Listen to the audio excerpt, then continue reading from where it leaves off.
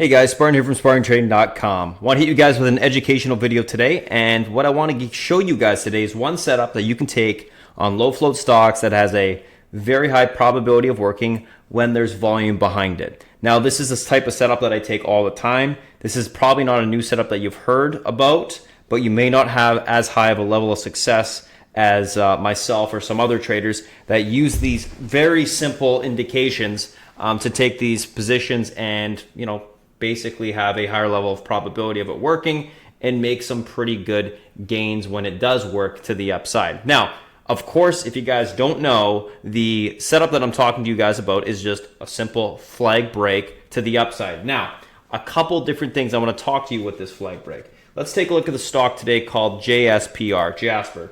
So today, by the way, is the 13th of October. So if you want to look back at this chart, you can do so. And the setup I want to talk to you guys about, like I said, is just a simple flag break on a low float stock. Now, a couple different things I look for, just very quickly. High relative volume has to be at least 2 times normal, maybe 3. The higher, the better. I want to see a very directional move.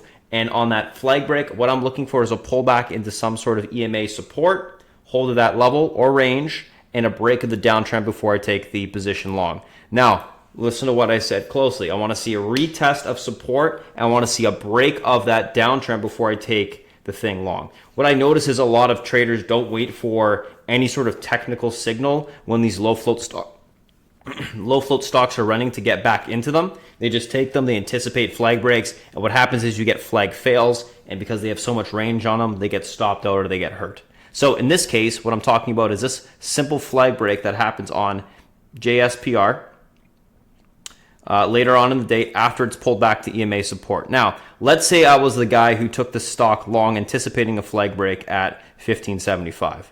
It broke that flag range to the downside, sold off, hit EMA support, and it actually dropped about $1.50. So I would have been stopped out for, let's say $1. Let's say I had 500 shares, I would have lost $500 fairly quickly. When I could have just waited for that stock to come back down, retest EMA support, or break that downtrend on that flag and take my position long. If you did that, you would have been able to get in at around $14.25, and obviously it pushed all the way up to $18. That's exactly what I did. I waited for that flag break to happen. I got in at $14.80 area. Sold a bunch into the 1581, so there's 1 point of room to the upside. It started to break out and get continuation higher, added into the position further around 1657, sold some more around 1690s, and then I sold the rest of the position into the 1768, 1770 area.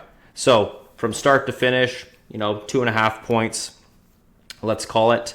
It's actually a little bit over that, but it's almost I guess 3 points. It's $2.80, $2.70, whatever.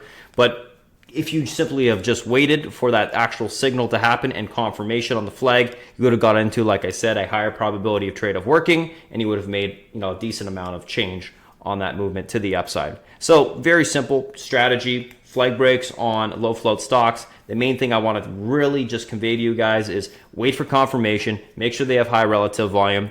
And if you're anticipating flag breaks or anticipating movements to the upside, you're doing it wrong and you're shooting yourself in the foot when you can just have a little bit more patience and get yourself into a much better risk-reward opportunity and a much better opportunity from a just technical setup point of view. So that's it. That's all I want to talk to you guys about today. Hopefully you enjoyed the video. You learned something. If not, there's going to be another video next week, or you can go through any of the videos in the archive section. I'm sure there's something there that could help you guys. Otherwise, thanks for watching. Have any questions, go to SpartanTrading.com.